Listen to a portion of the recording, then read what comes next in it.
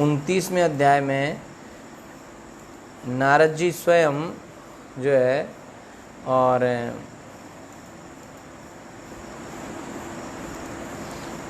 राजा प्राचीन बरही को नारद जी स्वयं बताएंगे आगे कि जो उन्होंने पुरंजन की कहानी बताई है उसमें क्या क्या उन्होंने समझाने की कोशिश करी है। ठीक है,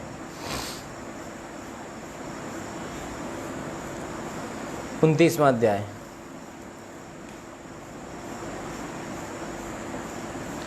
तो जिसके पास बुक है वो अपना बुक में 29वां अध्याय खोल सकते हैं।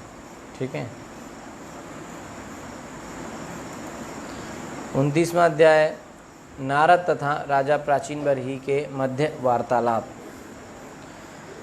प्राचीन बर्हिरुवाच भगवंस्ते वच अस्माभिः सम्यक् अवगम्यते कवया तत् विजानन्ति वयम कर्म मोहिता। प्राचीन बरही वाचा, राजा प्राचीन बरही ने कहा, भगवान हे स्वामी, ते तुम्हारे वचा शब्द अस्माभि हमारे द्वारा ना कभी नहीं सम्यक पूर्णतः अवगम्यते समझे जाते, कविया पटु लोग तत् वह विजानंती समझ सकते हैं, ना कभी नहीं वयम हम कर्मों द्वारा मोहिता मोहित।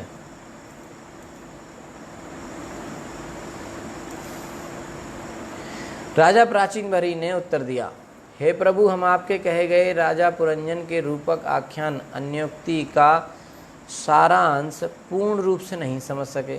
इतनी जो आपने पूरी पुरंजन की कहानी समझाई है, हम इसको समझ नहीं पाए हैं। कौन कह रहा है? राजा पुरंजन कह रहा है। ठीक है, एक सेकेंड। तो अध्याय 29 का जो जिसके पास किताब है वो अपनी किताब में देख सकता है, जिसको नहीं है उसके लिए मैंने सॉफ्ट कॉपी भेज दिया है, आप उसको सॉफ्ट कॉपी देख सकते हैं, ग्रुप में से आप उसको निकाल सकते हैं। ठीक है, तो राजा प्राचीन बरही नारद जी से कह रहे हैं कि हे प्रभु, हम आपने जो हमें ये पुरंजन के रूपक आख्यान बताए है इसको हम सारांश, इसका जो सारांश है वो सार इसका हम समझ नहीं सके। वास्तव में जो आध्यात्मिक ज्ञान में निपुण है वे तो समझ सकते हैं, जो लोग भक्ति में पहले से निपुण है वो इसको समझ सकते हैं, किंतु हम जैसे सकाम कर्मों में अत्यधिक लिप्त पुरुषों के लिए आपके आख्यान का तात्पर्य समझ पाना अत्यंत कठिन है। तो इस तरीके से पुरंजन राजा प्राचीन बरही अपनी स्थिति को बता रहे हैं 29वें अध्याय में। ठीक है, तो 29वें अध्याय में नारद जी जो उन्होंने ये रूपक आख्यान जो बताया है 25 श्लोक तक, वो इसका एक्सप्लेनेशन देंगे, इसको वर्णन करेंगे क्या क्या उन्होंने समझाने की कोशिश करी, कैसे कैसे। ठीक है, तो भगवत गीता में भगवान कृष्ण कहते हैं, त्रिभिर्गुणमयैर्भावैरेभि सर्वमिदं जगत मोहितं नाभिजानाति मामेभ्य परमव्ययम्। तीनों गुणों सतो रजो तथा तमो से मोहित यह सारा संसार मुझको नहीं जान पाता। मैं गुणों से ऊपर तथा अक्षय हूँ।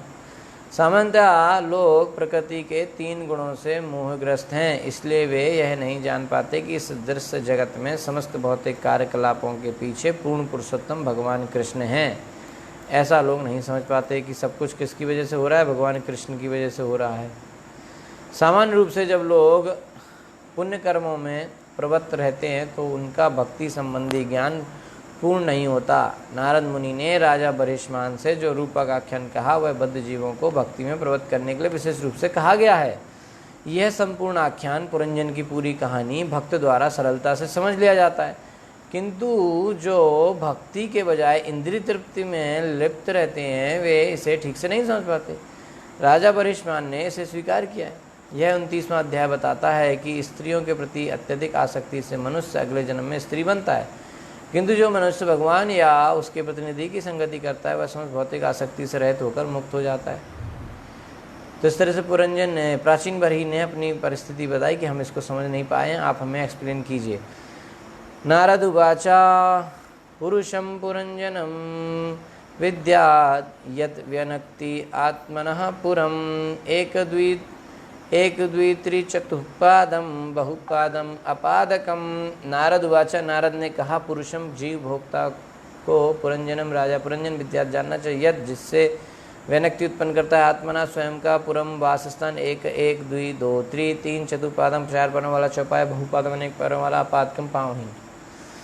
तो अब नारद जी बताएंगे कि उनकी कहानी का कैसे क्या था। कहानी में उन्होंने पुरंजन है, पुरंजनी है, शहर है, तो किसको क्या समझें, यानी कि जो हम बीच बीच में बताते चल रहे थे वही अब नारद जी एक्सप्लेन करेंगे, है ना।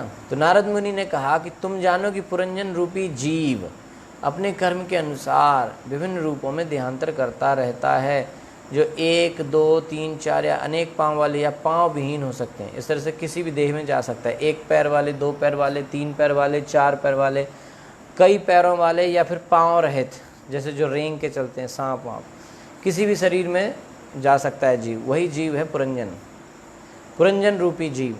इन विभिन्न प्रकार के, तो नारद मुनि ने कहा तुम जानो, नारद मुनि ने कहा तुम जानो कि पुरंजन रूपी जीव अपने कर्म के अनुसार विभिन्न रूपों में देहांतर करता है, जो एक दो तीन चार या अनेक पाँव वाले या पाँव विहीन हो सकते हैं। इन विभिन्न प्रकार के रूपों में देहांतर करने वाला जीव तथा कथित भोक्ता के रूप में पुरंजन कहा जाता है। ठीक है, क्या कहा जाता है उसको? ये जो भोक्ता जीव है उसको तथा कथित भोक्ता के रूप में पुरंजन, इन विभिन्न प्रकार के रूपों में देहांतर करने वाला जीव तथा कथित भोक्ता के रूप में पुरंजन कहा जाता है।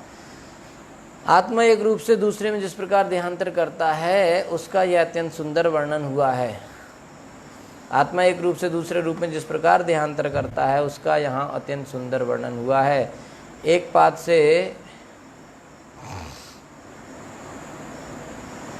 एक पाद से भूतों का बोध होता है, क्योंकि यह कहा जाता है कि वे एक पांव के बल चलते हैं, भूत।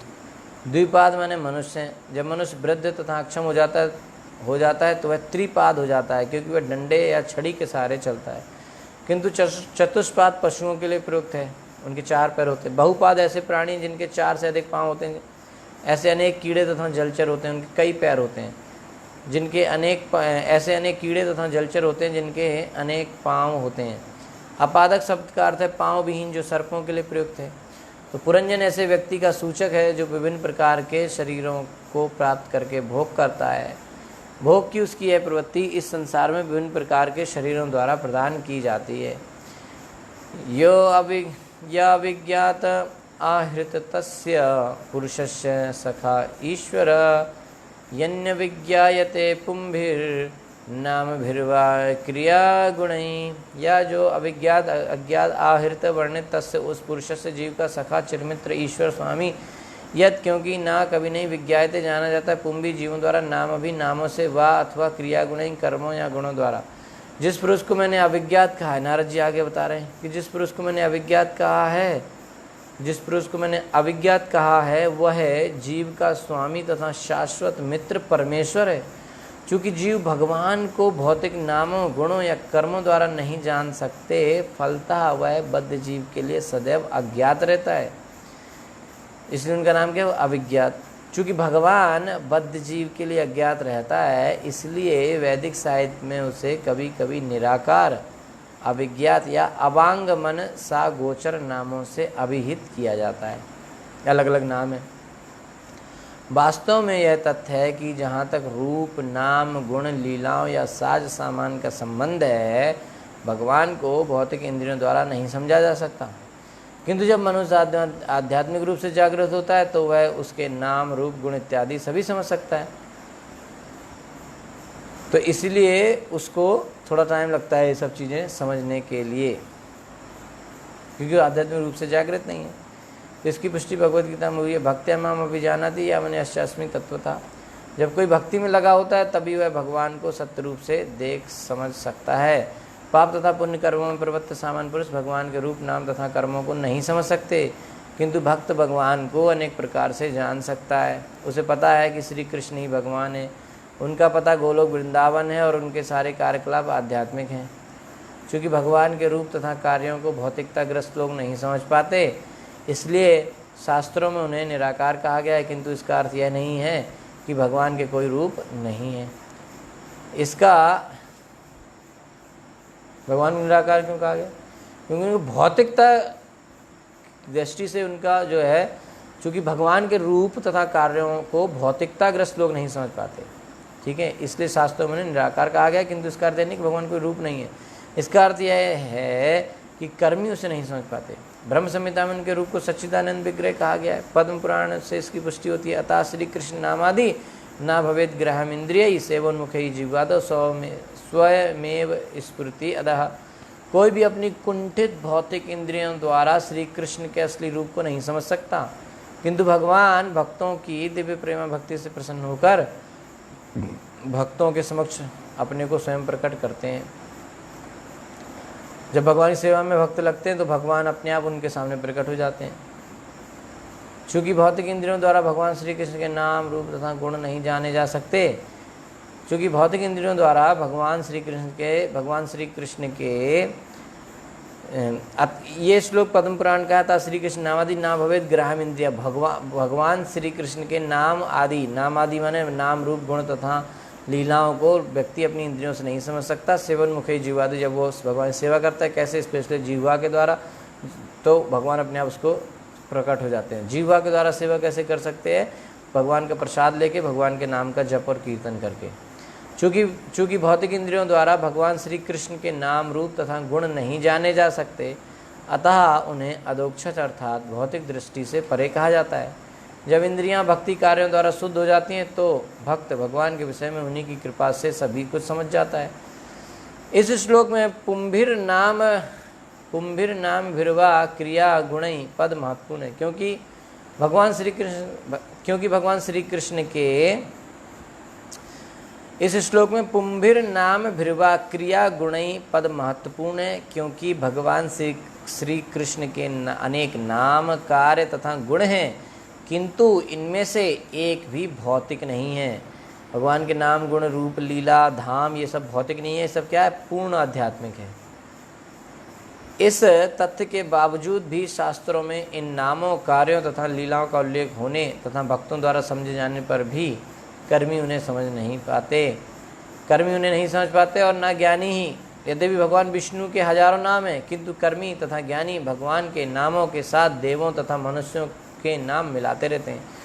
चूँकि भगवान के वास्तविक नाम को नहीं समझते, अतः वे यह मानकर चलते हैं कि उन्हें कोई भी नाम दिया जा सकता है। उनका विश्वास है कि परमेश्वर निराकार है, अतः वे उसे किसी भी नाम से पुकार सकते हैं, अन्यथा वे यह मानते हैं कि उसका कोई नाम नहीं है, किंतु यह सत्य नहीं है। यहाँ स्पष्ट कहा गया है नाम भिरवा क्रिया गुण ही। भगवान का नाम भी है, क्रियाएं हैं, लीलाएं हैं, गुण हैं, भगवान के विशेष नाम है। सब कुछ शास्त्र में बताया, ऐसे कोई समझ, हर चीज़ का श्लोक मिल रहा है। नाम है, गुण है, रूप है, सब कुछ है, इस तो लिखा है ना। भगवान के विशेष नाम है, यथा राम कृष्ण गोविंद नारायण विष्णु तथा अधोक्षक। निसंदेह नाम तो अनेक हैं, किंतु बद्ध जीव भगवान के नाम तो बहुत हैं, निसंदेह नाम तो अनेक हैं, किंतु बद्ध जीव उन्हें समझ नहीं पाता, है ना। भगवान के विशेष नाम है ये राम कृष्ण गोविंद नारायण विष्णु अधोक्षज माधव मुकुंद, मैनी नाम। तो निसंदेह नाम तो अनेक हैं, किंतु बद्ध जीव उन्हें समझ नहीं पाता। लेकिन अगर जब वो भगवान नाम का जप करेगा, अच्छे जप करेगा, तो उसको सब समझ में आ जाएगा। सेवा में लगेगा तो भगवान अपने आप उसको सब समझा देंगे।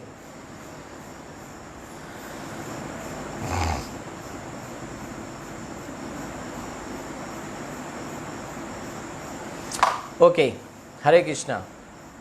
तो चौथा श्लोक जो है हम कल करेंगे, 3 श्लोक तक करेंगे आज, ठीक है। चौथा श्लोक कल करेंगे। Hare Krishna, thank you so much. ग्रंथराज श्रीमद् भागवतम की जय, श्री प्रभुपाद की जय।